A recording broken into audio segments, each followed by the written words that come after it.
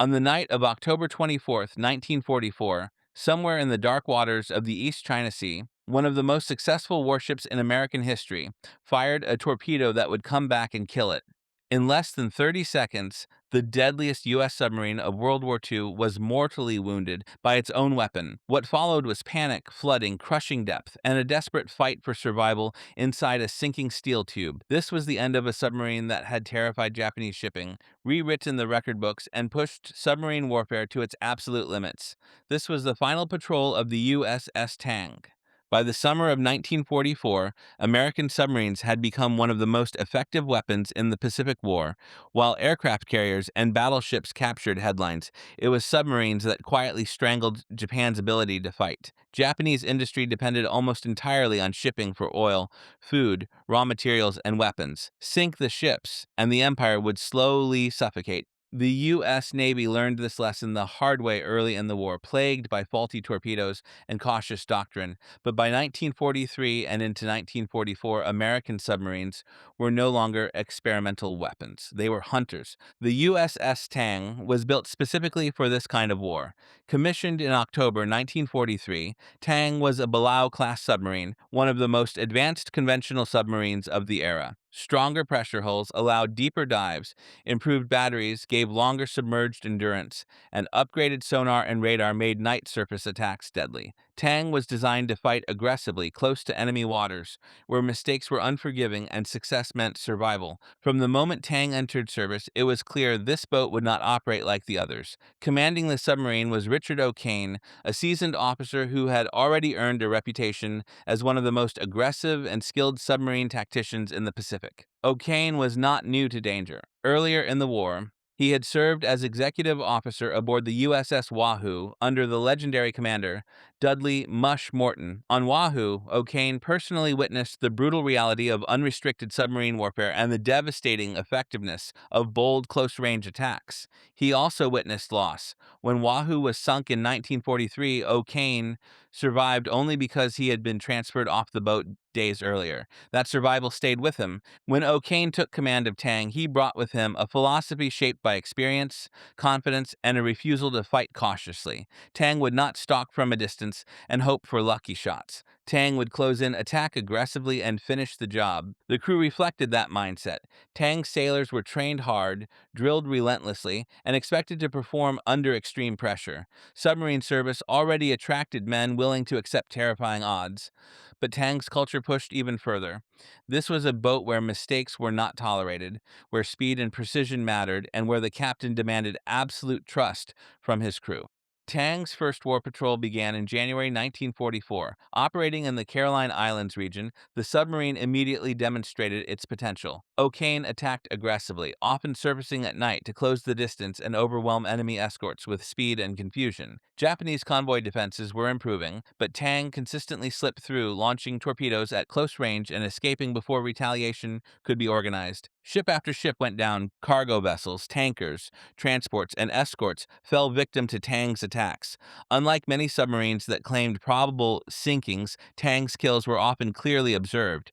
Explosions, breaking hulls, ships rolling over and disappearing beneath the surface. The results were undeniable. By the end of its first patrol, Tang had already made its presence known to American command and Japanese shipping lanes alike. Subsequent patrols only increased the legend. By mid 1944, Tang was operating deep in enemy controlled waters, including the South China Sea, one of the most dangerous hunting grounds in the Pacific. Japanese anti submarine forces were more aggressive, convoy escorts were better trained, and air patrols were constant, yet Tang continued to strike.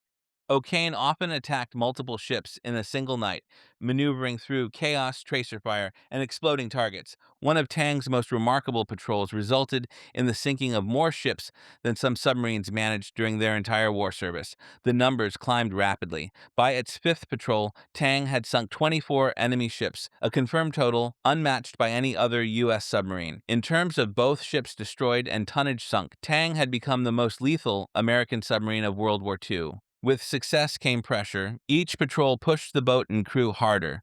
Sleep was scarce. Stress was constant. Every engagement carried the risk of detection, depth charges, and sudden death. The more successful Tang became, the more dangerous its missions grew. Japanese shipping lanes were heavily defended, and Tang was operating far from friendly ports, with limited options if something went wrong. There was also another danger, one that could not be seen, heard, or avoided once it appeared. American torpedoes had a troubled history in World War II. Early in the war, they often ran too deep, failed to detonate, or detonated prematurely. By 1944, many of these issues had been corrected, but new problems emerged with newer electric torpedoes. One of the most terrifying was the possibility of a circular run, a malfunction that caused a torpedo to turn back toward the submarine that fired it.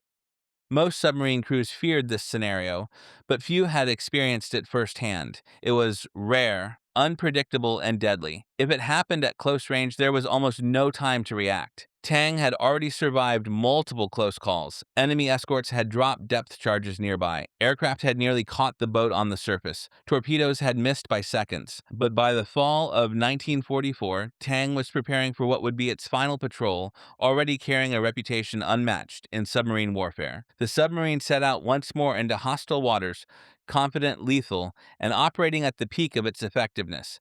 None of the men aboard could know that the weapon that had brought them so much success would soon end everything. By late 1944, the USS Tang was no longer just another submarine on patrol. It was a proven hunter operating at the edge of what submarine warfare could withstand. Each successful mission tightened the noose around Japanese shipping, but it also increased the danger for the men aboard. The Pacific had become a far deadlier place than it had been a year earlier. Japanese escorts were more aggressive, sonar was improving, and air patrols hunted relentlessly. Survival now depended on speed, precision, and flawless execution. Tang continued to press forward. Operating primarily at night, O'Kane favored surface attacks whenever possible. On the surface, Tang was faster than most escorts and could maneuver freely, weaving between ships and firing torpedoes at close range.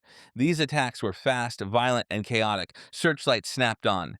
Tracer rounds stitched across the water. Explosions tore through hulls as torpedoes struck fuel tanks and cargo holds. Ships burned, broke apart, and vanished into the Black Sea. Tang did not linger. The submarine fired, turned hard, and disappeared before enemy escorts could organize a coordinated response. This aggressive style brought extraordinary results. On one patrol, Tang sank multiple ships in a single night, darting between targets while Japanese gunners struggled to track it in the darkness. Survivors later described confusion, panic, and ships exploding seemingly out of nowhere. For Japanese merchant crews, the appearance of Tang was sudden and terrifying, often with no warning at all. Inside the submarine, life was a constant test of endurance. Men slept where they could, often next to torpedoes or machinery, grabbing minutes of rest between battle stations. The air grew stale. Diesel fumes lingered, sweat, oil, and seawater coated everything. Meals were eaten quickly, sometimes interrupted by alarms that sent the crew scrambling to their stations. There was no real separation between combat and daily life. The war was always just seconds away. Despite the stress, morale remained high. Tang's crew knew their reputation. They knew the numbers. They also trusted their captain completely. O'Kane had earned that trust by leading from the front, making decisive calls, and refusing to waste lives with hesitation. Every successful attack reinforced the belief that Tang was untouchable, but confidence carried a cost.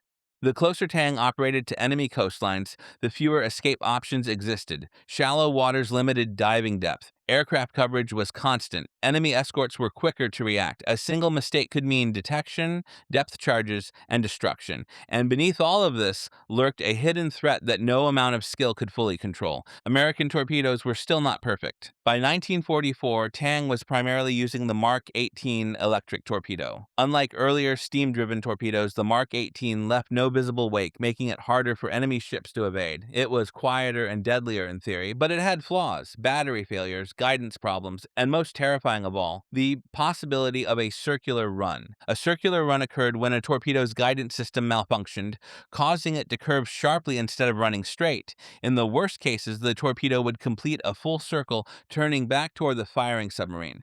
Crews were trained to watch for this, but detection was difficult, especially during night attacks amid multiple targets and explosions. If a circular running torpedo was spotted early enough, a submarine could sometimes dive or maneuver to avoid it.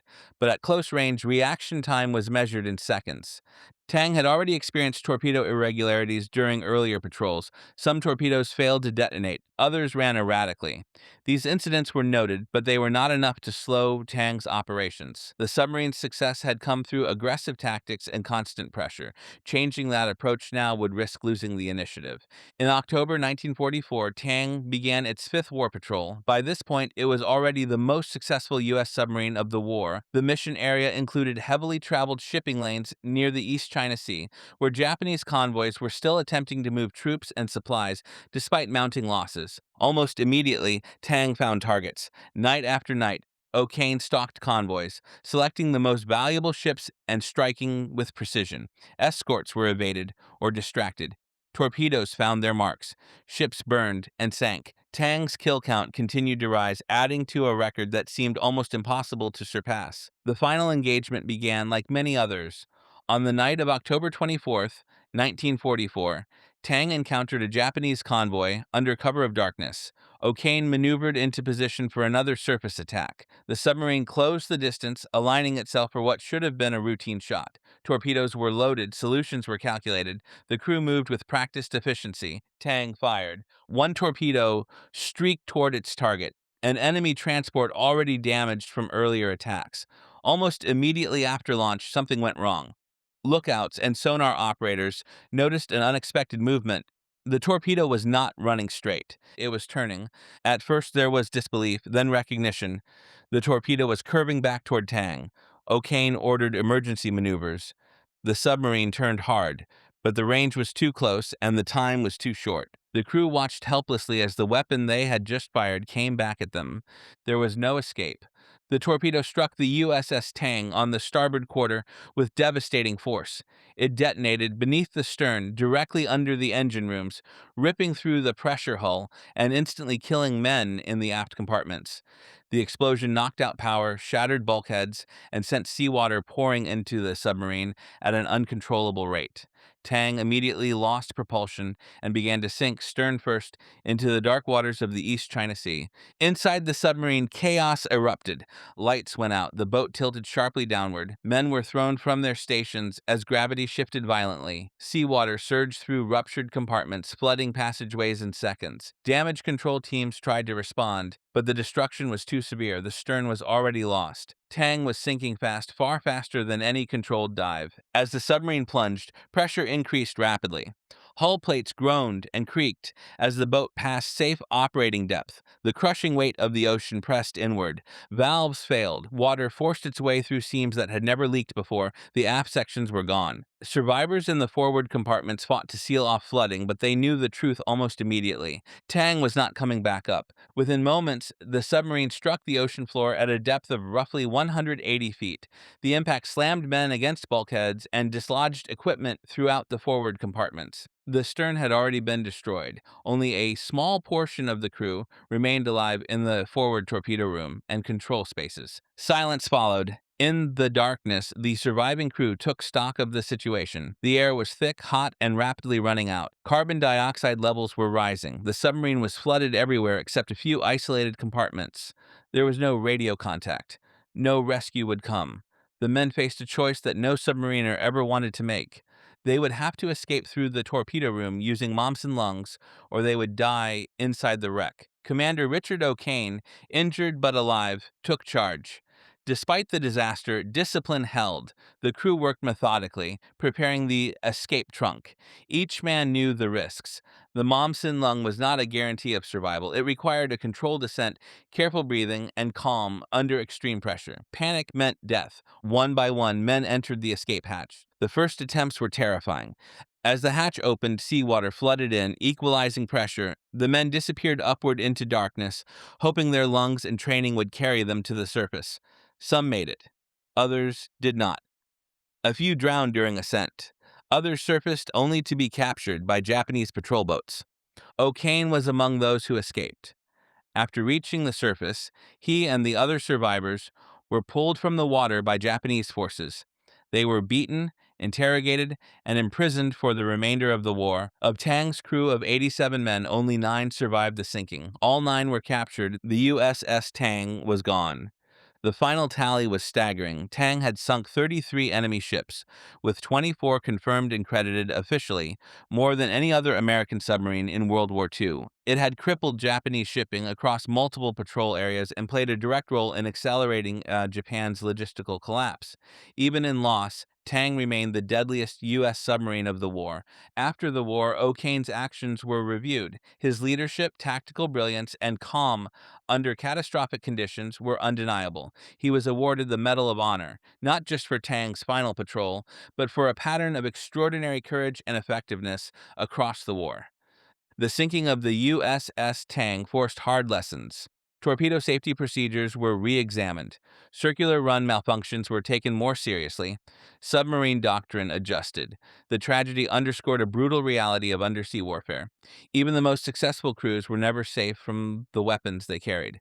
The story of the USS Tang is not just a tale of victory or defeat, it is a reminder of the razor thin margin between success and disaster. A submarine that destroyed more enemy ships than any other American boat was ultimately destroyed by a single mechanical failure in seconds, with no enemy shot required. In the depths of the East China Sea, the wreck of the USS Tang still rests where it fell, a silent testament to the men who fought beneath the waves and the unforgiving nature of modern war. Thank you for watching this story.